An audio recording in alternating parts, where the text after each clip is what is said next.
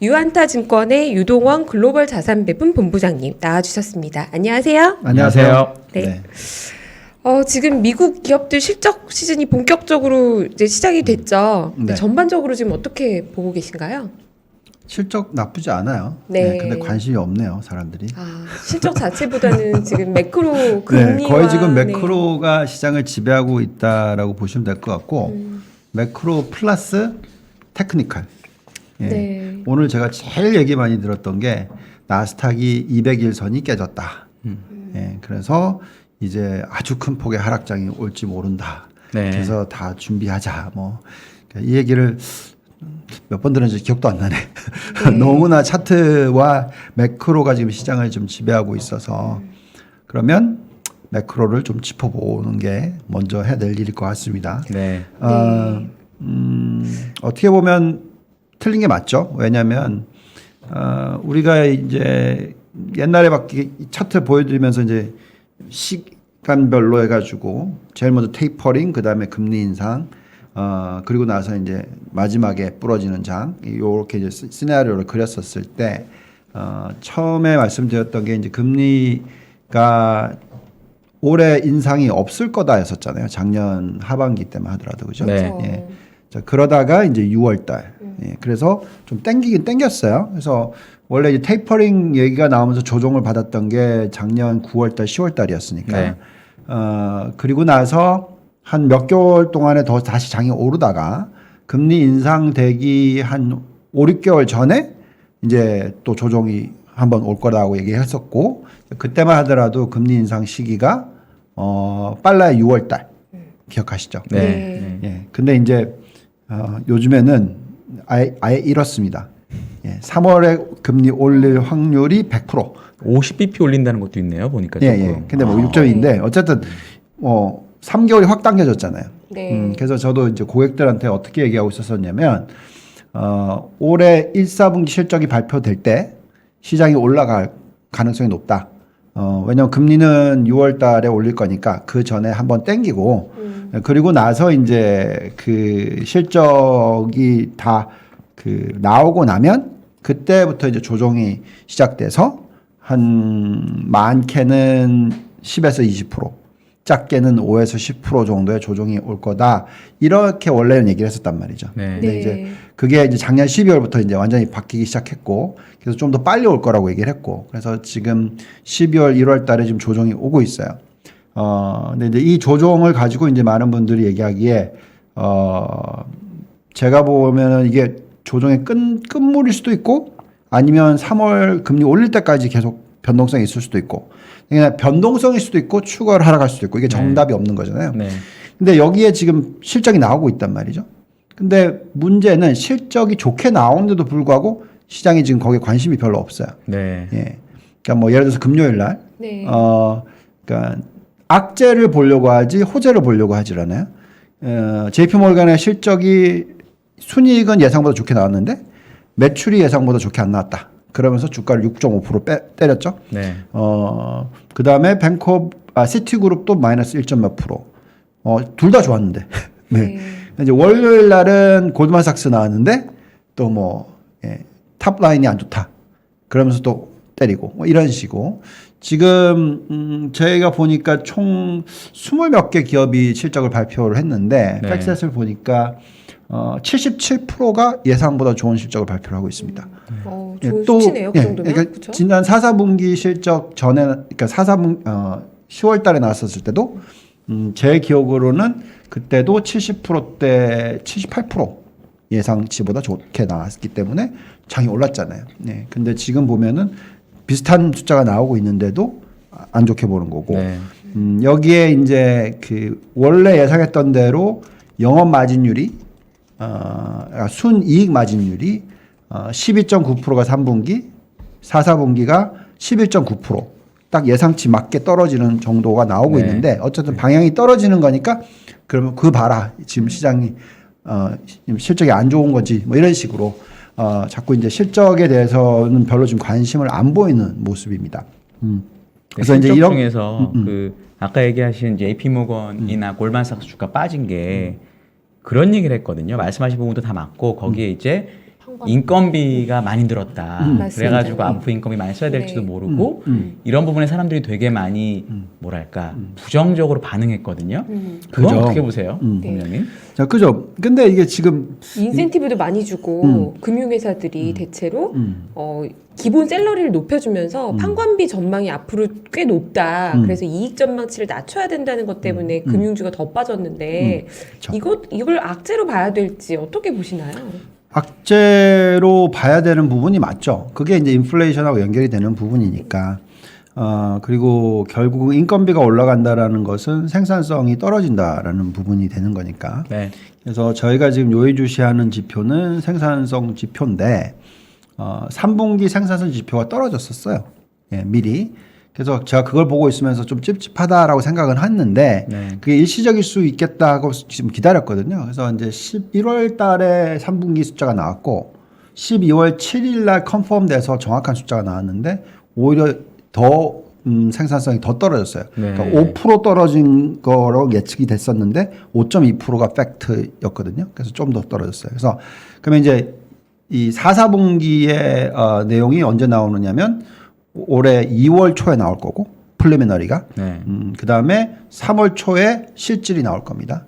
그 숫자를 보면서 시장은 또 변동성이 있을 거예요. 근데 이제 중요한 거는 임금 상승률이 올라가는 건 당연하죠. 왜냐하면 이익 증가율이 작년만 하더라도 그 4, 4분기는 20%였지만 연 평균으로 따지면 뭐 거의 50%가 네. 느는 거잖아요. 그럼 인건비가 50% 느는 건 아니잖아요. 네. 예. 그렇죠. 예. 그러니까 그래서 제가 볼 때는 당연히 그거는 뭐 그 프레셔는 들어오는데 올해의 실질 순이익 증가율 예상치가 9%예요. 그러면은 올해의 임금 상승률이 9% 넘어가진 않겠죠. 네. 예. 아무리 높아봐야 제가 볼 때는 이번에 올리고 난 거 다음으로 계산하자면 뭐 2, 3% 정도 올라가는 수준으로 생각을 해야 될 것 같고 지금 임금 상승률 전체적인 숫자가 나오는 걸 보면은 5%대 후반에서 지금 이제 4%대 후반으로 좀 떨어지고 있는 모습이긴 합니다. 그래서 상당 부분이 이미 벌써 반영이 됐다라고 네. 생각하시면 될 것 같고요. 그 다음에 이제 생산성 부분이라는 것은 임금 상승률뿐만이 아니라 실질적으로 얼마나 이 프로덕티비티, 그러니까 생산성이 높아졌냐는 거니까 그거는 우리가 지금 계속 얘기하고 있는 이 4차 산업혁명에 따른 어떤 생산성이 상승할 수 있는 효과 부분에 있어서도 숫자가 들어가야 되겠죠. 그래서 그런 부분을 보고 판단을 해야 되겠는데 이미 안 좋고 안 좋아질 거라는 부분들을 다 지금 시장에서 반영을 하고 있는 상황이잖아요. 네. 예, 그래서 또 숫자가 어떻게 나올지를 지켜봐야 되는 상황이지 그 숫자가 나왔다 그래서 또 빠진다 이건 아니고요. 제가 볼 때는 이미 많은 부분이 좀 반영이 됐다고 생각합니다. 자, 요거를 조금 더 다시 한번 생각해 보면 우리가 뭐라 그랬습니까? 금리를 올리기 전에 조정이 있을 거라고 얘기했잖아요. 네. 근데 그 조정이 있을 거라고 했던 게 원래는 6월 달에 올릴 거면 그 전이었는데 지금 3월 달이 100% 가능성으로 지금 바뀌었잖아요. 네. 네. 그러면 3월 달까지 조정일 수도 있다라는 거죠. 그건 모르는 거예요, 정확하게. 자, 근데 만약에 속도가 지금 이 시장에서 예측하는 거가 뭐 요즘에 왜 또 흔들려 됐냐면 빌 에크먼이 나와가지고 짜잔 하면서 이제 50bp 올려야 돼. 네. 3월 달에 무조건 50bp 올려야 돼. 이런 식으로 지금 그랬죠. 하죠. 그랬죠. 왜냐하면 자기가 푸드 사놨으니까 지금. 예. 너무 뻔히 보이는 네. 액션인데 왜냐하면 빌 에크먼이 분명히 작년에 올해 1, 4분기가 엄청나게 화려할 거다라고 네. 얘기했거든요. 왜냐하면 네. 올해 1, 4분기에 뭐 소비가 왕창 늘어나가지고 그게 이제 코로나에서 위드 코로나 시대가 나오면서 엄청나게 그 소비가 많이 늘어나면서 시장이 굉장히 세게 갈 거다라고 얘기를 했던 사람이거든요. 네. 근데 이제 위드 코로나가 오미크론 같이 연결이 되면서 좀 소비가 별로 안 좋을 것 같으니까 이제 확 바꾼 거죠. 네. 예, 그러면서 이제 그런 얘기를 하는 건데 결국은 이제 중요한 거는 속도가 왜 중요하냐면 그게 왜 빌러 에크먼이 그 속도를 얘기를 하냐면 지난주에 제가 와서 보여드렸잖아요. 차트. 금리를 올리는 속도가 분기에 한 번씩이면은 그거는 빠른 게 아니다. 그러니까 가장 평범한 수준의 금리 올리는 추세다. 이거죠. 근데 분기에 50bp씩 올리는 게 긴축의 속도가 좀 세게 들어오는 네. 빠르게 금리를 올리는 시기. 여러 번 있었잖아요. 그거가 보시면 그 차트가 보시면은 금리를 올리기 시작해서부터 또 7% 빠져요. 네. 그러니까 지금 얘기하는 거는 3월 달에 금리를 올리기 시작하고 나서 또 7% 더 빠진다는 얘기잖아요. 네. 그럼 지금까지 나스닥이 12% 빠졌고 여기서 또 추가적으로 7, 8% 빠지면 20% 조정이 그렇죠. 올 수가 있는 거죠. 그렇죠. 근데 이제 20% 조정이라는 게 굉장히 세게 느껴질 수밖에 없는데 근데 전체적으로 볼 때는 큰 사이클로 놓고 봤었을 때 대세 상승장에서도 10에서 20% 조정장은 가끔씩은 와요. 자주 오는 건 아닌데 오긴 옵니다. 그래서 특히 언제 오냐? 금리를 빨리 올릴 때 옵니다. 예. 그래서 지금 이제 굉장히 중요한 포인트는 정말 7차례 올리는 거야? 네. 8차례 올리는 거야? 왜냐면 우리가 지금 잠깐 양치기가 돼버렸잖아요. 네. 저도 마찬가지고. 안 올린다. 안 올릴 거다. 그랬다가 갑자기 11월 달에 올린다. 3번. 아니 2번이었어요. 그 다음에 3번. 아, 4번. 이제 7번, 8번. 이렇게 지금 쭉 가고 있으니까 그럼 8번이면 20% 조정 당연. 이렇게 지금 다 연결이 된 것 같아요. 네. 예, 그래서 게다가 이제 여기다 세게 때릴 수 있는 게 기술적인 분석을 가지고 나스닥 봐라. 200일선 깨졌으니까 이제 뭐 밑은 열렸다. 네, 이렇게 얘기를 하는 거죠.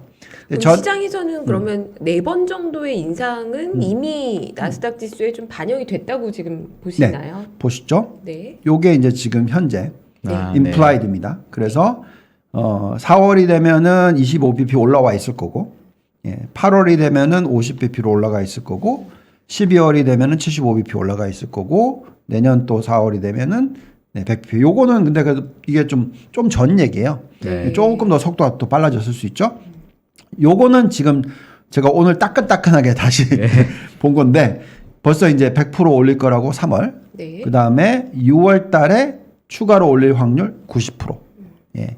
그리고 연말까지로 보니까 3번 올릴 거는 당연이고 4번 올릴 확률이 한 60%더라고요. 네. 네. 그러니까 지금 시장은 그냥 3-4번으로 지금 반영하고 있다 보시면 될 것 같습니다. 이미 뭐 전망치가 뭐 90% 저렇게 예측을 그렇죠. 하고 있다고 하면 그 정도까지는 좀 반영이 됐다 이렇게 볼 수 있는데 이미 반영이 됐죠. 지금 추세가 깨질 거라고 보시는 분들은 이거는 7번, 8번. 네. 그러면 여기서 추가적으로 7% 7% 더 빠질 수 있는. 더 빠질 수 있다. 그 룸이 있고 네. 시간적인 것도 좀 오래 걸릴 수 있는. 네. 그죠? 금리를 올리기 시작하고 나서 한 몇 개월 정도 더 조정. 예, 이런 걸 생각을 하는 거죠. 그럼 이런 불확실성을 우리가 안고 가야 되는 시점의 기간은요. 한 최소한 6월 달까지는 봐야 알 수 있다고 할 수 있을까요? 뭐 지수가 언제 바닥이냐 이런 얘기가 아니라 그러면 정말로 8번 인상하는지 4번 인상하는지에 대한 판단을 할 수 있는 숫자들은 대략 언제쯤이면 우리가 요 정도면 확인이 가능하다 할 수 있을까요? 예, 느낌상으로는 6월은 넘어야 될 것 같은 느낌인데. 저는 좀 빨리 올 것 같아요. 네. 네. 왜냐하면 미 연준이 이번 FOMC 미팅에서 어쨌든 이번 달에도 얘기를 해주겠죠. 뭐 어떤 식으로 갈지에 대해서. 이번에 올리진 않는 거는 뭐 다 알고 있는 내용이니까. 그러면서 이제 어떤 식으로 앞으로 할지를 보게 되면 지금은 그냥 막연한 거잖아요. 그렇죠. 아직 정확하게 말을 팍 바꿔버렸었으니까 작년 11월 달에. 그러니까 이제 이번에 만났었을 때 어떻게 얘기하는지를 봐야 되겠죠. 네. 지난번에 만났을 때 3번, 네. 2번 이거였잖아요. 네. 그러니까 지금 막 얘기 나오는 것보다 훨씬 빨라졌으니까. 근데 이제 미 연준이 3번, 2번이 똑같다. 아니면 4번이다.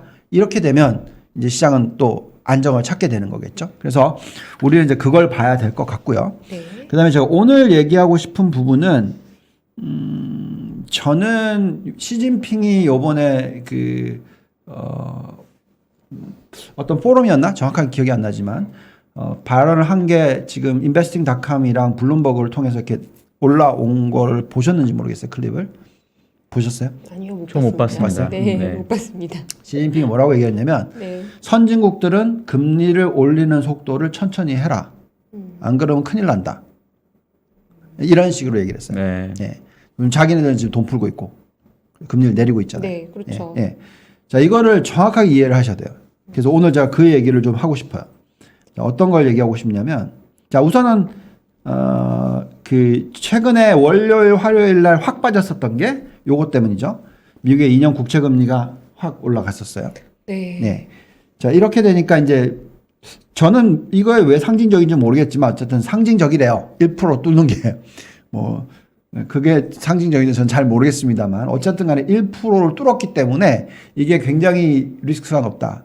근데 1%를 뚫었다라는 건 뭐냐면 여기 보세요. 바닥이 0.1입니다. 그죠? 네. 그래서 1%까지 올라갔다라는 건 0.9 네. 올라간 거죠. 네. 그러면 금리 인상을 3차례가 아니라 4차례와 사이잖아요. 네. 그러니까 딱 그 정도 반영하고 있는데 요거로 그게 상징적이랍니다. 물론 이게 2% 갔다. 그럼 이건 뭐 진짜 걱정해야 되는 거겠죠. 근데 어쨌든 지금 현재 시장은 정확하게 3차례 내지 4차례 금리를 올리는 것을 반영을 하고 있다라고 보시면 될 것 같고요. 그래서 지금 아까도 말씀드렸습니다만 미국의 3대 지수의 최근 조정폭을 전체로 보면 나스닥이 한 12%, 네. 그다음에 S&P가 6%입니다. 전에도 한 10%에서 20% 조종장은 금리를 빨리 올리면 온다는 얘기. 아까 8차례를 만약 한다면. 그리고 나서도 금리를 8차례 올리는 사이클이었다 하더라도 언제냐? 2004년부터 2006년. 기억하시죠? 그때 2%씩 올렸다 하더라도 4%를 올렸는데도 시장은 계속 갔죠. 네. 그렇죠. 그러니까 그 무슨 얘기냐면 그만큼 경기가 좋다라는 얘기입니다. 그래서 우리는 자꾸 얘기를 하지만 물론 금리가 시장의 적정한 가치를 낮춰주는 건 사실이지만 그래도 경기가 좋기 때문에 그렇게 올릴 수 있는 거다라는 거죠. 그래서 이 정도의 하락폭이면은 이미 벌써 8번, 그러니까 여기서 20%까지 간다, 이 생각한다면 나스닥이 20%까지 간다고 생각한다면 이미 그건 8번을 반영을 하는 거죠. 그래서 저는 그렇게까지는 못할 거다라는 얘기를 하는 거고요. 그 이유는 아까 시진핑이 한 얘기처럼 제가 볼 때는 그렇게 하기에는 상당히 어렵다라는 부분을 말씀을 드릴게요. 요거는 좀 이따 얘기하고요. 이것부터 먼저 얘기합시다. 제가 이 차트 갖고 오면은 다들 아니 뭐 무슨 옛날 차트를 갖고 와가지고 뭐 저게 뭐 이런 식으로 얘기들을 하세요. 네. 예. 그게 제가 자꾸 이걸 비교를 해드리는 건데 이게 1936년도에서부터 1955년도에 미 연준의 금리가 이때도 굉장히 낮게 유지가 됐고요. 미국의 10년 국채 금리도 여전히 2에서 2.5% 사이에 네. 거의 뭐 보시면 20년 가까이. 그러네요. 그죠? 굉장히 네. 장기간 저금리 시대네요. 저금리 시죠? 네. 그래서 지금 보면은 그런 차트가 나올 수 있다라는 건 저는 얘기를 하는 거고요. 왜 그러냐면 보시면은 이때도 인플레이션이 저렇게 높았어요. 제일 높았던 시기예요. 네. 그죠? 1936년부터 1955년까지가 요 박스잖아요. 가장 고점이 어디입니까? 20%예요, 20%. 그러네요. 예. 네. 그래도 금리는 2%대. 2%대. 네. 이게 이해 갑니까? 근데 이때는 네. 전쟁도 있었고 전쟁은 근본 끝났어요. 문제도 있었고 예, 그래서 전쟁은 그랬던 거 48년. 아니에요? 예. 네. 자, 그래서 그때 보시면 이거에 똑같이 그러니까 지금 말씀하신 거 전쟁이라고 얘기하잖아요. 네. 그러니까 전쟁이 왜 위험한 거죠? 사람이 많이 죽으니까. 네. 네. 그리고 생산도 없고 네. 그러니까 물가도 오르고 네. 통화 가치 떨어지니까 인플레이션 오고 그런 거잖아요. 그렇죠. 네. 지금이 정확하게 그렇죠. 네. 예. 지금 사실 2차 세계대전에 죽은 인구보다도 코로나 때문에 죽은 인구가 더 많다. 네. 예. 그리고 그때 쓴 돈보다도 이번이 훨씬 더 많다. 네. 예, 똑같은 어떻게 보면 이건 우리가 코로나와 전쟁을 한 거죠. 모든 국가들이. 그래서 그때 보시면은 보시면 이 부채 비율이 똑같이 확 올라갔잖아요. 그죠? 그리고 나서 확 떨어졌습니다. 이게 왜 확 떨어졌을까요, 여기가? 인플레이션이 높죠. 높았으니까요. 네. 그죠? 그러니까 무슨 얘기냐면 부채를 확 먼저 땡겼고 그리고 나서 GDP가 확 내니까 인플레이션 플러스 네. 명목이 그러니까 나누기 하면 숫자가 자꾸 떨어지는 모습이 나왔고 그렇죠. 그죠? 근데 보시면은 이때 인플레이션이 상당히 또 높았었죠. 네. 근데 이거하고는 비교하기 어렵다라는 거죠. 이때가 인플레이션이 높았는데 이때는 금리를 굉장히 적극적으로 올렸어요. 왜? 부채 비율이 40%밖에 안 되니까. 네. 네. 감당 가능한 수준. 1980년 네. 초반. 네. 그죠? 네. 그때가 금리가 7에서 15% 시대예요. 네. 예. 그래서 아까 보여드렸듯이 이렇게 되잖아요. 예, 이렇게. 그러니까 결국은 뭐냐면 이 차트를 보고 있으면 좀 이해를 해야 되는 부분이죠. 그 순부채, 이 OECD 전체 국가들입니다. 순부채 비율이 지금 GDP의 80%까지 올라갔어요. 네. 근데 지금 보면은 가버넌 리시시라고 해서 세수는 네. 그냥 옆으로 켜요. 그러네요. 예. 네. 자, 이거는 만약에 부채가 올라가는데 세수가 같이 늘어나면은 금리를 올릴 수가 있는데 네. 그게 아니면 이거는 국가 부도 뭐 이런 얘기들이 자꾸 나오기 시작할 거라는 거죠. 네. 그래서 이 차트가 이게 시티그룹에서 만들었던 차트인데 정확하게 보여주잖아요. 그러니까 금융이 아닌 그냥 부채, 금융회사의 부채 말고 전체 non-financial debt입니다. 나누기 GDP 숫자, 그죠? 그게 빨간색이에요. 네. 이걸 인버트 시킨 거예요. 그러니까 떨어진다는 게 높아진다는 부채가 거고, 많아진다는 거고, 네. 거기에 맞춰서 딱 보면 금리가 쫙 내려가고 있죠. 부채가 늘면 늘수록 금리는 추세적으로 내려갈 수밖에 없다. 그렇죠. 네.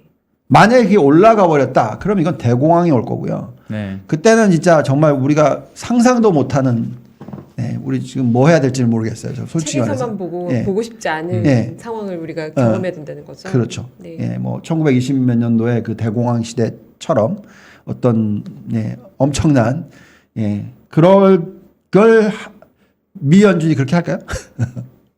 제가 볼 때는 최소한 자발적으로 하진 않을 것 같아요. 거기다가 네. 지금 중국이 저렇게 나왔는데, 그러니까 제가 말씀드린 건 둘이 경쟁을 하기 때문에 중국을 잡자고 그렇게 한다. 자, 그럴 수도 있다라는 얘기는 했었지만 그렇게까지 가기에는 제가 볼 때는 지금 타이밍이 쉽지 않다라는 얘기죠. 그래서 그럼 만약에 1월 달에 금리 이번에 혹시라도 올리면 어떨 것 같으세요? 시장 반응은? 지금 그런 얘기도 나오고 있거든요. 1월에도 올려야 된다. 이번 바로 다음 주에. 아유, 뭐 지금 신났죠. 지금 베어들은. 그 얘기 막 나와요. 요즘에 막 나오기 시작하더라고요. 네. 아니요, 저는 그럼 그걸 3월에 굳이- 50bp 인상할 거다. 그건 이제 아까 그러니까 지금 다 얘기잖아요. 지금. 그렇죠. 만약에 1월에 그러면 많이 충격받을까요? 아니면 이제 나올 거 나왔다 싶어서 반등을 할까요? 원래 불확실성이 없어지면 또 사람들이 살 때도 말씀드렸잖아요. 있으니까. 지금은 금리 4차례까지 반영이 돼 있다. 네. 지금 말씀하신 건 4차례보다 훨씬 빠른 거잖아요. 그럼 빨리 당연히 빨리 4번을 확 앞에. 에이, 그런 게 없어요. 그런 건 아닌가요? 네. 그거는 왜 그래야 되죠? 그건 제가 볼 땐 만약에 제가 미연준이라면 그렇게 하는 거는 근데 이제 그런 이유가 지금 인플레이션 지표가 40년 만에 최대가 나왔는데 1월에도 또 1월, 2월 계속 그렇게 갈 것 같다. 라고 하면 또 시장에서는 그 가능성을 계속 보지 않을까요? 자, 그러니까 이게 인플레이션이 그 정도 수준에서 장기적으로 계속 높게 유지가 된다. 그러면 이제 말씀하신 내용인데, 이게 어쨌든 간에 뭐 병목 현상 플러스 알파 임금 상승 이번에 올라온 거, 그러면 임금 상승이 그냥 매년 그러면 10%씩 올라가냐 이거죠. 네. 그게 아니니까. 마찬가지로 지금 원자재 가격이 작년도로 계산했었을 때 피크 치는 숫자를 보시면 대충 보면 3월부터 떨어져요. 네. 그러니까 결론적으로는 그것만 보고 있는데 그걸 가지고 금리를 거기에다 대고 맞춰서 올린다? 그건 아니죠. 그건 미연준이 그렇게 바보 같은 행동을 할 것 같다는 저는 생각 안 하는데 만약 그렇게 하면은 시장에다가 대놓고 우리는 전혀 시장 컨트롤 못 해. 네. 그러면 너네들 이제 어떻게 할지 모르겠으니까 그냥 우리는 계속 인플레이션 잡힐 때까지 금리 올릴 거야. 이 메시지를 던지는 거잖아요. 네. 그렇게 되면은 시장 패닉이죠. 그거는 서머 시장 같은 사람이 요즘 그 얘기 하고 다니거든요. 먼저 선제적으로 올려가지고 인플레이션 기대를 확 꺾어놔야 금리를 좀 덜 올려도 이게 잡힌다라고 얘기를 하고 계시거든요. 그런 분도. 그러니까 뭐 썸머는 아시겠지만 전형적인 허키시. 네. 저는 모르겠습니다. 네. 이 차트를 보고 있는데 여기다 대놓고 우리가 금리를 빨리 올릴 수 있겠다라고 얘기를 한다. 게다가 지금 사실 미국의 부채 비율이 여기는 지금 120%지만 이 숫자가 지금 여기까지는 이게 넘어갔죠. 2020년이에요. 네. 네. 138%까지 올라갔단 말이죠. 네. 여기다 대놓고 내가 금리를 훨씬 더 많이 빨리 올릴 수 있다? 2.5%보다 더 땡길 수 있다? 이거를 던져버리면 저는 패권 잃을 수도 있다고 생각해요. 100년인가요? 50년인가요? 60년 차트인가요? 저게? 60년, 70년 만에 네. 최고 수준의 부채 비율이 되어 있는데 되어 있는데 여기서 거기다 대놓고 과감하게 그때보다 나가는 더 땡긴다고 얘기를 시장에다 때린다. 그러면 제가 볼 땐 중국의 시진핑이 어떻게 나올까요? 네. 네. 왜냐하면 중국의 부채 비율이 얼마죠? 정부 부채 비율이? 50%가 안 되는 걸로 알고 있습니다. 아니 50%보다는 높아요. 그거보다 높나요? 네. 지방까지 해야 되고 뭐 이런 네, 거 아무튼 아니에요? 다 더하면은 80% 정도 되고요. 네. 네. 그것만 중원부는 좀 낮았던 주것만 것 하면 같아요. 60%대 네. 중후반. 두 배잖아요. 그래서 지금 시진핑은 작년 거의 코로나19 이후에 2년 동안에 몸살이기 했잖아요. 미국이 푸는 동안에 그렇죠. 자기네들은 긴축을 천천히 잡고 있었잖아요. 그러니까 지금 여기다 대놓고 미국 보고 야 너네들 병신짓 하지 말래? 이렇게 지금 딱 하는 거잖아요. 참 무서워요 솔직히 가끔씩 보면은. 그래서 중국이 참 저렇게 매니징을 잘한다고? 저는 그럴 때마다 좀 깜짝깜짝 놀라거든요. 물론 좀 제가 북경에서 3년을 있었지만 예, 가끔씩 겁날 때가 있어요. 네. 물론 우리가 참 많은 피해를 받긴 했지만 네.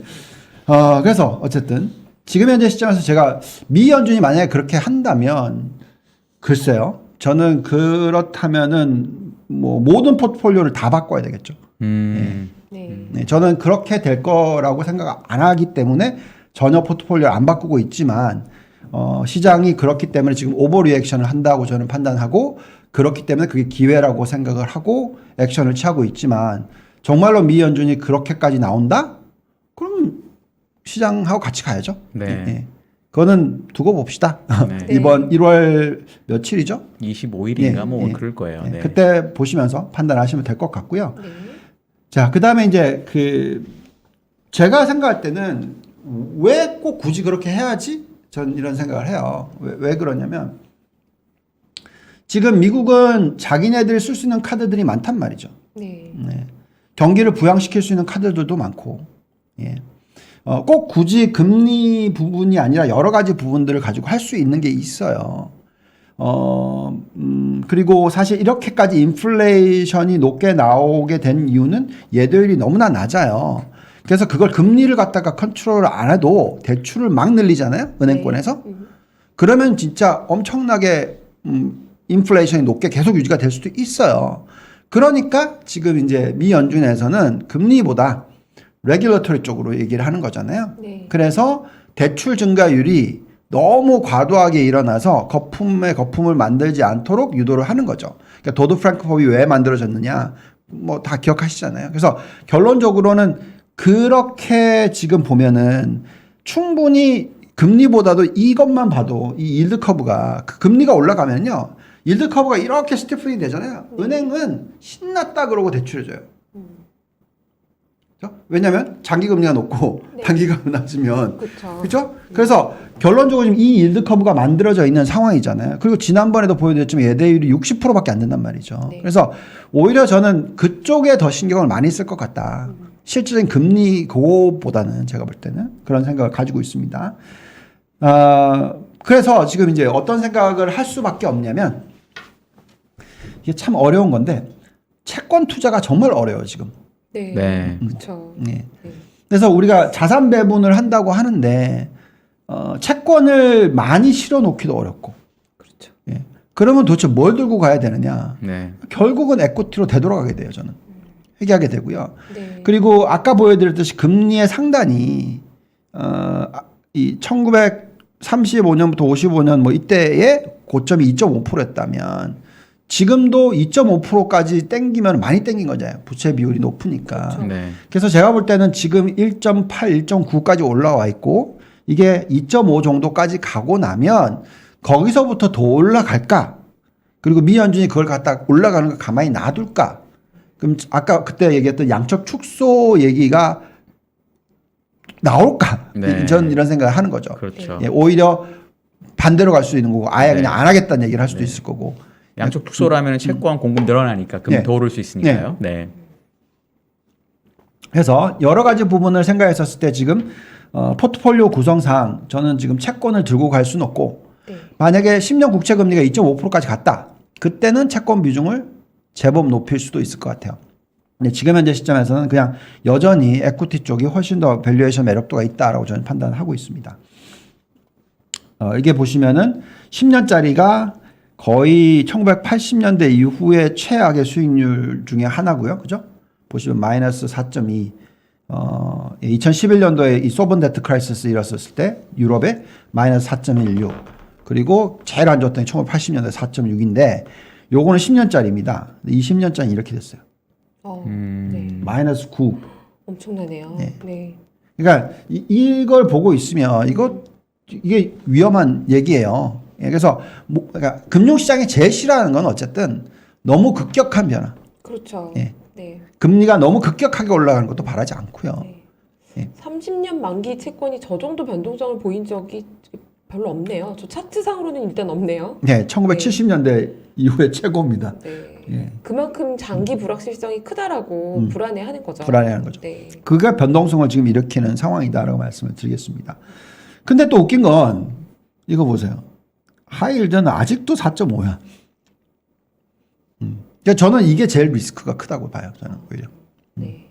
그래서 이 금리가 많이 올라갔다 그러면 이거는 이제 그때는 정말 엄청난 위기가 터지는 거지만 현재 지금 유동성이 없다 이게 아니고. 예. 그래서 이런 상황에서는 제가 생각할 때 이렇게까지 패닉할 이유인가? 패닉 근데 또 잘 생각해 보면 숫자로 보면 그렇게 패닉한 것도 아니잖아요. 그렇죠. 예. 그렇죠. S&P 6%에 나스닥 12% 얼마든지 있을 수 있는.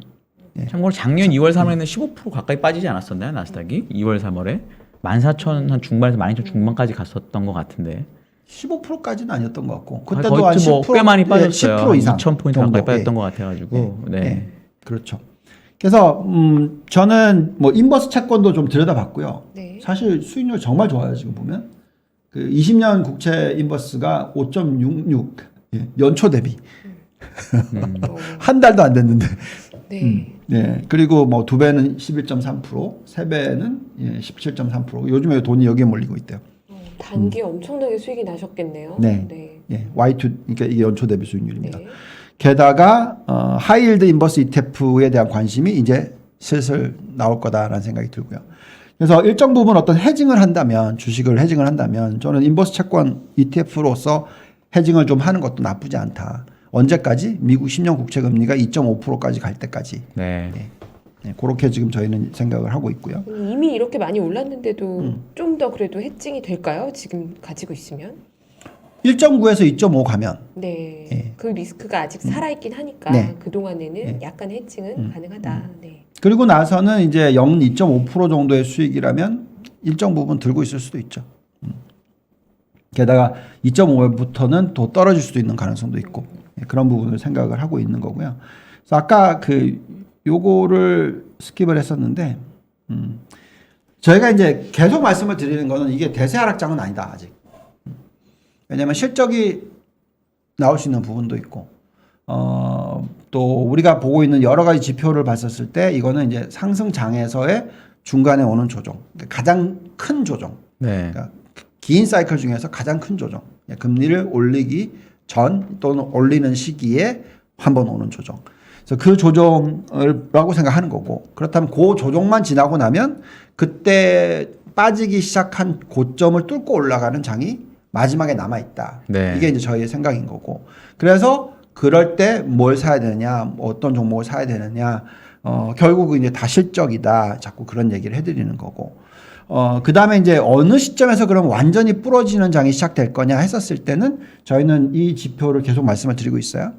그래서 6개 지표를 본다고 말씀을 드렸는데, 굉장히 단기적인 지표는 요거 2개. 위에 공포와 탐욕 지수라든지 빅스 지수. 네.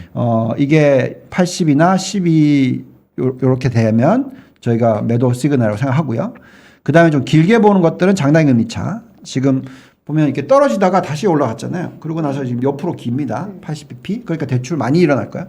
근데 대출이 많이 일어나는데 시장이 끝났다? 그런 건 제가 본 적이 없다고 말씀드렸죠. 네. 그래서 지금은 아직 그 대세 상승장 아래서의 조정이라고 생각하는 거고, 그다음에 M2 증가율도 마찬가지로 지금 한 자릿수 밑으로 훅 떨어져야 돼요. 예, 지금 아직도 13%. 매달 저희가 책값을 하고 있는데 나쁘지 않고요. 위클리로 들여다봐도 지금 아직도 10%대, 12%, 13% 나옵니다. 네. 그다음에 경기선행지수가 지금 100 밑으로 떨어졌어요. 근데 이게 재밌는 게 이렇게 떨어지다가 지금 100 밑으로 왔는데 이렇게 되고 있어요. 네. 옆으로. 지난 석 달 동안에 199.9, 99.9. 예. 그래서 이거는 확 떨어지는 모습이 나와야지 그게 이제 셀 시그널인데 그게 아니라 이제 옆으로 간다라는 것은 경기가 침체도 아니고 확장도 아니고 지금 뭐 수준에서 별 변화가 없을 거다라는 얘기는 거고요. 그 다음에 이익 증가율이 지금 현재 9.5%가 예상치입니다. 근데 그 예상치가 그렇게 무리수인가 하는 부분에서는 지난번에 말씀드렸잖아요. 영업 마진율에 따라서. 네. 근데 어쨌든 4, 4분기 숫자는 이익 증가율이 20% 넘을 거라고 생각하고 있는데 지금 비트하고 있다고 했잖아요. 그러니까 작년 동기 대비했을 때 4, 4분기가 전년 대비해서 20% 넘게 나온다. 근데 거기다 대놓고 판다? 그건 말이 안 된다 말씀을 드리는 거고, 물론 이제 그 올해 전체로 봤을 때 1, 4분기 숫자가 작년 대비해서 뭐 성장률이 9%대라고 지금 예상하고 있는데 0이 나왔다. 자, 그러면 이제 그때 걱정을 해야 되겠죠. 네. 예. 근데 그건 아직 확인을 해야 되는 부분이니까 지금 우리는 4, 4분기 20%를 확인하고 있는 중이니까 굳이 먼저 팔 필요는 없다. 예, 이렇게 말씀을 드리는 거고요. 자, 그러면 다시 한번 정리를 하면 채권의 금리가 추가적으로 올라갈 수 있는 가능성이 있기 때문에 채권은 인버스를 이용해서 헤징을 하는 필요가 필요하다 말씀드렸고, 주식은 상대적으로 아직까지 고점이 남아 있다고 생각하기 때문에 저가 분할 매수가 맞다라고 얘기를 하고 있고, 아직까지 금리가 얼마나 올라갈지 정확한 답이 없으니 따라서 추격 매수보다는 조종시 매수하는 전략을 펴자라는 얘기를 해드리는 거고 있는 거고요. 그 다음에 지금 보시면 아까 계속 말씀을 드렸지만 이게 위클리 차트로 계속 업데이트를 해드리고 있는 건데 9.7까지 올랐습니다. 네. 지난주에 봤을 때 9.4였죠. 네. 계속 올라가고 있어요. 아마 10% 위로 올라가면 그때부터 이제 이런 모습이 나올 것 같아요. 여기. 그래서 2004년 보시면 요때가 마찬가지로 이렇게 올라갔다 떨어졌다 하면서 이렇게 높은 숫자가 나왔잖아요. 네. 이때도 인플레이션이 굉장히 높았던 때고, 네. 오히려 이때는 산업재 버블까지 나왔었고, 근데 그때도 시장은 계속 올라갔고, 네. 그래서 그런 부분들을 감안하신다면 이런 모습이 나와야지 깨져요. 이런 모습이. 대출 증가율이 뭐 푹푹 떨어지는 숫자들이 나와야지. 예. 네. 저희는 지금 현재 이런 숫자 가지고는 큰 걱정을 안 하고 있다 말씀을 드리겠고, 그래서 금융주에 있어서 이거 이제 종목이나 업종을 들어가 보면 네. 이제 실적이 발표되고 있잖아요. 그래서 제가 말씀드렸던 게 은행주를 투자를 할 때는 어떻게 투자했느냐. 이건 뭐 제가 은행을 지난 20년이 뭔가요? 뭐 거의 30년 가까이 들여다봤기 때문에 은행주는 보통 사이클이 있으면, 긴 사이클이 있으면 금리 인하, 경기 둔화가 너무 걱정이 됐기 때문에 금리 인하, 경기 침체를 막기 위해서 금리 인하를 아주 빠르게 할 때, 그때부터 사서 네. 1년 내지 1년 반 들고 있으면 돼요. 그리고 나서 경기가 계속 올라갈 때는 안 들고 있다가 마지막 화려하게 1년 그때 들고 있으면 돼요. 그게 저희 전체적인 시나리오거든요. 그럼 지금은 뭐냐? JP 모건 체이스의 주가를 보시면 금리를 왕창 내릴 때 이때부터 딱 1년 3개월 동안에 100% 넘게 올랐죠. 네. 네. 그리고 나서 지금 보면 옆으로 기죠. 근데 살짝 올라가긴 올라가요. 네. 왜? 이익 증가율이 연간 한 6% 정도 나오니까. 그래서 한 자릿수의 상승을 보이다가 마지막에 대출 증가율이 왕창 늘면서 금리까지 올라가 있으니 그러면 예대 마진이 높아졌고 네. 실적이 확 좋아지거든요. 그때가 화려하게 올라가는 시기인데 그게 지금 아니잖아요. 네. 그렇죠. 예. 그러니까 아직까지 끝이 아니라는 거죠. 네. 그래서 은행주는 그냥 중립으로 들고 가다가 언제가 이 금리가 고점일지는 모르겠으나 그 금리의 고점을 갔었을 때 그때 근처에서 사서 1년 들고 있으면 된다. 네. 예. 그게 이제 저희는 은행주에 대한 전략이 그렇거든요. 안타깝죠. 근데 뭐 어쩔 수 없습니다. 은행주는. 그리고 참고로 이번에 JP모건이 진짜 몇 년 만에 올해 대출 증가율이 작년보다 좀 더 나을 거라고 얘기를 했거든요. 그러니까요. 그러니까 되게 몇 년 만인 것 같아요. 꽤 오랜만에. 네. 네. 그게 이제 점점점 말이 바뀔 겁니다. 특히 다이머 회장이 얘기하는 걸 보고 있으면 그분은 뭐 장기금리 6% 얘기도 하는 사람이니까 네. 그죠? 네. 좋죠. 은행에는. 네. 자. 그리고 왜 그게 좋냐면 네. 부실 채권이 생길 수가 있잖아요. 금리가 올라가면. 근데 기업 빼고는 가계가 제일 중요한데 네. 가계의 펀더멘털 너무 좋거든요. 그렇죠. 지금. 그래서 금리가 6% 간다 하더라도 왜냐하면 지금 가계부채 비율이 80%예요. 우리나라하고 완전 틀리단 말이죠. 우리는 지금 금리가 지금 부동산 안부 대출이 6%까지 올라간 거에 대해서 굉장히 걱정스럽지만 미국은 전혀 걱정을 안 하고 있단 말이죠. 네. 예, 그래서 결론적으로는 당연히 은행들의 입장에서는 금리가 더 올라가는 게 더 좋죠. 네. 근데 그분이 맨날 그쪽에서 틀렸으니까 틀리길 바라고요. 네. 너무 보너스 위주로 얘기를 하시는 것 같아요. 죄송합니다. 네. 아무튼 네. 자, 이게 개인들이에요. 보시면은 액세스 세이빙이 저렇게 많이 됐고 추가로 저축을 했고 참 어떻게 미국이 저축 국가라고 얘기를 할 수 있는지 모르겠으나 그렇죠. 참 신기할 정도입니다. 소비의 국가인데 갑자기 미국이 저축이 너무 증가했어. 보세요. 지금 인컴 대비해서 스펜딩이 확 밑에 있잖아요. 네. 예, 그래서 이게 크로스오버가 되는 타이밍이 온다 그러면 진짜 그거는 정말 미국은 아직 끝난 게 아니다라고 자꾸 말씀을 드리고 있는 거고 이 숫자도 마찬가지죠. 전에도 보여드렸던 것 같은데 저게 이제 미국의 하우스홀드 넷워스가 GDP의 증가보다 이렇게 많이 올라갔다. 예, 사야죠. 네. 예, 저분들은 주식 계속 살 겁니다. 네. 네, 제 판단에는. 자, 그다음에 이제 유동성 부분에 있어서 이런 생각을 좀 해봤습니다. 그러니까 우리가 이제 고점을 형성을 하는 부분에 있어서 제가 GDP 숫자 가지고 시가총액을 하고 비교하고 판단하지는 않고 저희가 M2 가지고 한다고 말씀을 드렸잖아요. 네. 그래서 지금 M2가 아까 말씀드렸지만 13% 증가를 하고 있어요. 물론 이제 금리를 좀 더 빠르게 올리게 되고 여기에 긴축으로 가게 되면 당연히 M2 증가율이 한 자릿수로 떨어질 겁니다. 근데 한 자릿수로 떨어지는 거지 마이너스 가지 않아요. 네. 예. 그래서 그걸 가지고 지금 현재의 M2 숫자가 요거거든요. 21달러 이렇게. 그리고 시가총액으로 계산한 거예요. 그래서 과거의 고점, 2000년도 3월 고점이랑 2008년도 3월 고점이랑 해서 비교했었을 때 고점하고는 아직 거리가 멀어요.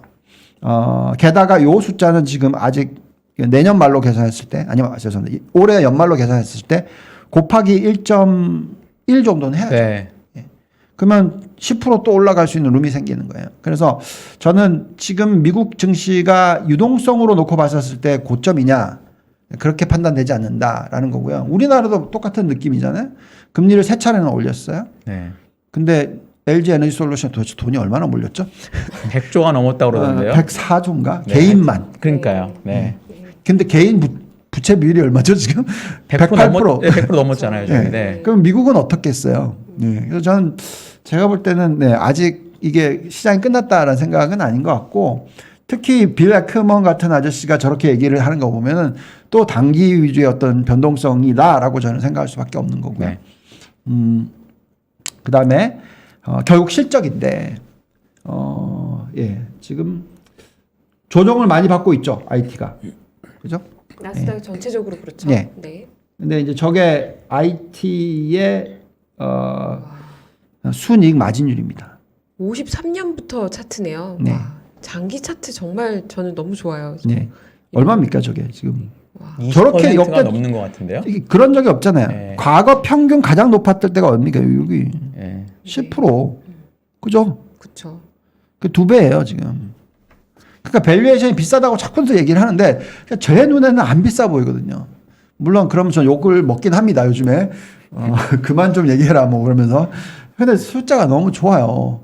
근데 거기다 놓고 이제 특히 이제 어저께 그저께는 제가 좀 많이 얻어맞았거든요. 그러니까 얻어맞았다는 게 숫자가 너무 좋은 업종이 반도체인데 반도체가 어제 그저께가 제일 많이 빠졌어요. 네. 네. 그래서 이제 스트레스를 받는 거죠. 근데 뭐 저는 어쩔 수 없죠. 숫자를 믿어야 되는 사람이고 거기에 대해서 계속 얘기를 하고 있는데 거기다 대고 저는 팔 수는 없는 거고. 네. 어쨌든 IT의 지금 괴리는 정말 어마무지합니다. 올드 이카노미 부분 보고 있으면 그렇게 별 차이는 없어요. 예. 네. 까만 선은 네. 오히려 더 밑에 있죠. 예. 그다음에 이제 선진국이랑 중국을 포함한 신흥국으로 놓고 보면 어쨌든 선진국은 계속 말씀을 드립니다만 숫자가 제일 좋은 게 나스닥 100과 나스닥이다라고 말씀을 드리겠고 그 이외 국가로는 이탈리아, 독일, 프랑스가 있습니다. 특히 독일 같은 경우에 올해에 이 어떤 얘기를 하고 있냐면 처음으로 재정을 정말 많이 풀어서 경기 부양을 할 수도 있다라는 얘기가 나오고 있어요. 그러니까 EU에서 항상 이게 싸움이었잖아요. 독일은 돈 안 풀래. 내가 왜 해? 너 도와줘야 돼. 뭐 맨날 이런 거였고. 근데 이번에는 전체적으로 좀 풀 수 있는 가능성에 대해서 좀 얘기가 나오고 있습니다. 정치적으로. 그러다 보니까 유럽 쪽에서 특히 독일 관련된 쪽에 대한 관심 저는 갖고 있고요. 근데 이제 더 중요한 거는 신흥국인데 네. 왜냐면 지난주에도 우리가 못 봤잖아요. 그러니까요. 중국을 좀 네. 봅시다. 보면은 작년에 가장 좋았던 국가 중에 하나가 신흥국이 대만입니다. 대만이 S&P가 28% 올랐는데 대만 29%인가 올랐어요. 네. 결국 뭐 돈을 잘 버는 반도체가 워낙 좋았으니까. 그 다음에 이제 여기 지금 올라오는 게 뭐냐면 심천. 예, 중국 심천이고, 그다음 베트남, 그리고 코스피, 그다음에 러시아, 코스닥, 그다음에 CSI 300 이렇게 올라와요. 다 보시면은 어쨌든 석유를 제외하고 제조 강대국이고 IT와 연관이 많은 뭐 베트남도 사실 우리 공장이 많잖아요. 예, 전자업종 공장이 많잖아요. 그래서 기본적으로 그쪽이 좋아 보이고요. 여기에 이제 상해종합 지수를 보시면은 경기를 갖다가 이제 부양책을 적극적으로 안 썼었던 이 구간 그냥 옆으로 겼죠. 예. 심천이 그나마 올라갔는데 20% 정도 올라가는 추세. 근데 처음으로 이제 요때 확 한번 떨어뜨리고 나서 계속 옆으로 갔죠. 똑같이. 네. 근데 이제 처음으로 떨어뜨리기 시작했어요. 네. 예, 그러니까 제가 볼 때는 요즘에 이제 홍콩 시장도 확 튀는 모습이 나왔고, 홍콩은 또 워낙 또 많이 눌렀었고, 중국도 지금 못 올랐고, GDP 성장률 대비해선 그래도 작년에 8% 나왔는데, 네. 예, 못 올랐죠. 네. 그래서 제가 볼 때 이럴 때 금리 인하를 한다 그러면 자금이 충분히 중국으로 갈 수 있다. 작년 12월 달이 가장 많은 금액이 갔다 이런 얘기를 하고 있습니다. 그래서 계속 좀 지켜봐야 될 것 같고, 자, 그래서 저희가 이제 돌려보니까 A50이 상승 여력이 11.8%, 상해종합지수가 14%, 심천이 28% 정도 나오더라고요. 그러면 대표적으로 이런 ETF들을 활용해서 중국을 투자를 하실 필요가 있는데 이건 다 인덱스 투자입니다. 네. 근데 이제 많은 분들이 인덱스 투자 너무 재미없다라고 생각하시는 분들이 있어요. 근데 이제 우리가 항상 얘기를 하는 게 어떠한 국가를 투자를 하든지 간에 그 국가가 글로벌 경쟁력을 가지고 있는 업종에 투자를 하면 네. 항상 사이클이 턴했을 때 제일 수익이 많이 난다. 예를 들면 제가 2008년도, 2009년도에 가장 대표적으로 종목을 고르고 업종을 골랐던 게 자동차, 조선 요쪽이었거든요. 중공업.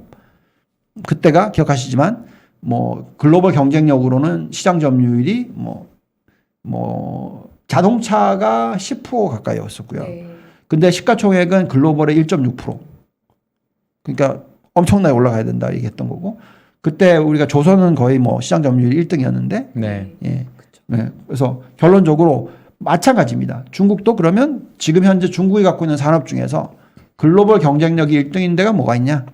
그리고 그 중국의 시장 자체의 규모가 워낙 크니까 그 시장 규모가 전 세계 시장 규모의 50% 이상인 게 뭐가 있냐? 그럼 딱 생각나는 게 뭐예요? 전기차. 네. 네. 네. 뭐 너무 당연한 거고. 그쵸. 또 뭐가 있을까요? 전 택도 있다고 보는데 안 택은 있다고 저는, 생각하는 사람도 예. 있던데요. 네, 뭐. 택은 미국이 워낙 세니까 네, 저는 그냥 어쨌든. 미국 택 살 거고요. 네. 신재생 에너지. 신재생. 네. 네. 그건 뭐 확고할 수밖에 없을 것 같아요. 왜냐하면 이런 얘기를 하고 싶은데 중국이 어쨌든 간에 잘 버티잖아요. 물론 최근에는 수출 증가율이 좀 많이 떨어지긴 했습니다만. 근데 그 싸울 수 있는 힘이 있는 이유가 뭐죠? 미국이랑 싸울 수 있는 이유가?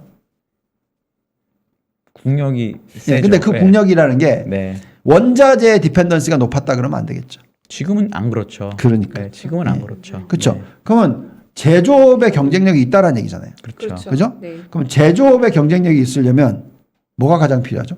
사람이 제일 중요하지 않겠습니까? 그거는 뭐 제일 많고 예. 기술도 필요하죠. 기술도 필요한데 네. 전력이 제일 중요해요. 아, 네. 전기. 네. 전력이 없이는 그 경쟁력을 잃을 수가 있어요. 왜 미국이 저렇게 확 좋아졌죠? 셰일가스. 2016년.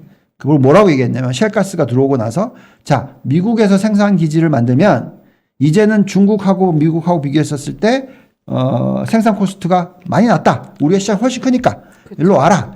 이렇게 된 거잖아요. 맞습니다. 그게 전력이 있었기 때문에. 셰일가스가 들어왔기 때문에. 중국의 입장에서 그게 없어요. 네. 그럼 얘네들은 셰일가스 못 하는데 왜냐면 깊이가 너무 깊어. 그래서 이걸 팔려면 코스트가 훨씬 더 들어. 그럼 도대체 뭐가 있죠? 태양광. 네. 예. 그래서 제가 중국에 있을 때는 뭐 어딜 가든 간에 태양광 교수들이 그렇게 파워가 셌었어요. 미팅을 하면. 효율이 정말 많이 좋아진 건 사실이고, 거의 지금 20%대까지 왔다고 하더라고요. 정말 많이 가면 30%대까지. 그러니까 이제 열을 받았을 때 그걸 전기화 시키는 게 제가 북경에 있을 때만 하더라도 그때 12%뭐 이런 얘기 했었을 때예요. 네. 그러니까 그럼 좀 더블이 됐다는 얘기니까 굉장히 놀라운 발전이죠. 물론 뭐 하나 큐셀을 갖다가 훔쳤다는 기술 훔쳤다는 얘기도 있지만 뭐 그건 모르겠고 어쨌든 그건 정확하게 뭐 미국에서 그게 아니라고 얘기했으니까 어쨌든 그런 경쟁력이 있으니까 그래서 저는 당연히 신재생 에너지는 그쪽 중국으로 봐야 된다라고 생각합니다. 근데 지금 방금 셰일가스 말씀을 하셔서 이제 질문을 하고 싶은 게요. 지금 유가가 계속 올라가고 있는 것도 미국 인플레이션에 부담이 되는 부분이잖아요. 이렇게 계속 네. 근데 여러 이유로 지금 뭐 유가는 쉽게 못 내려오고 있는 상황인데 네. 그러면 중국도 역시 신재생 산업은 좋지만 네. 유가가 너무 올라가면 중국 경제 성장률에도 좀 영향이 있지 않나요? 그렇죠. 근데 이제 이렇게 생각해야 되는 거죠. 우리나라도 보면 제조 기반이니까 네. 유가가 10달러 올라가면 GDP 성장률이 제 기억으로는 0.4%포인트 떨어진다. 뭐 이런 계산은 옛날에 많이 했던 것 같아요. 네, 네.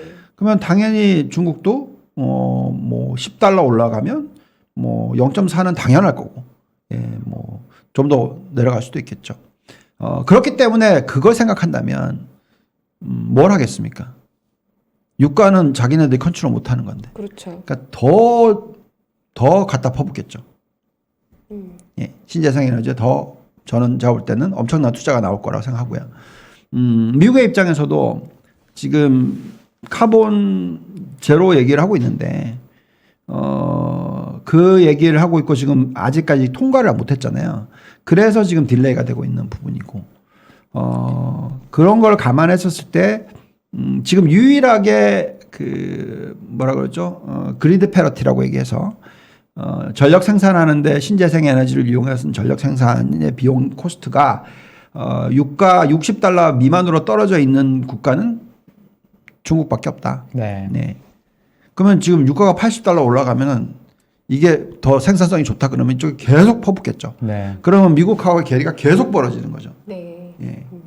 그러면 이거는 미국이 뭘 하지 않으면 안 돼요. 그러니까 지금 자꾸 신장 공격하고 막 그렇게 했는데 이게 쉽지 않은 싸움입니다. 제가 볼 땐 트럼프 때문에 너무 딜레이 됐어요. 그 4년이 어떻게 보면 굉장히 거의 뭐 생산 캐파가 이렇게 변해버렸으니까. 네. 네. 그래서 아무튼 미국은 신재생 에너지를 투자를 하게 될 거라고 저는 생각합니다. 네. 자, 그래서 중국의 주요 업종들이나 대표주를 보면 여기 나와 있듯이 신재생 에너지, 전기차, AI 자동화, 5G, 그 다음에 여기다가 이제 그 식음료를 넣고 싶었는데 그냥 돼지고기로 할게요. 네. 예, 왜냐면 중국은 돼지고기 없으면 큰일 나더라고요. 그렇죠. 네. 그렇죠. 네, 그래서 그렇게만 포트를 구성해도 상당히 괜찮을 까 생각하고요. 근데 이제 한 가지 조심해야 되는 거는 신흥국이 아까 여기 보시면 신흥국의 시가총액이 얼마죠? 20%. 네. 예. 그래서 만약에 중국 비중을 갖다가 막 절반 가져간다 이건 안 돼요. 네. 예. 미국 절반, 중국 절반 뭐 이런 식의 포트는 정말 안 되고 저는 맥시멈 중국을 얼마를 들고 가야 되냐 했을 때 20%. 네. 그리고 그 20%를 ETF로 이렇게 가서 사도 되고 아니면 이렇게 종목으로서 분산해서 투자를 하시는 게 좋지 않을까. 네. 네, ETF와 섹터뿐만 아니라 대표 종목까지도 이렇게 친절하게 정리를 해주셨습니다. 그러네요. 경쟁력 있는 회사들로 정리를 해드렸습니다. 네. 그 다음에 이제 요거인데, 최근에 이런 얘기들이 좀 많이 올라와요. 금에 대해서. 좀 관심을 가질 때가 아닌가.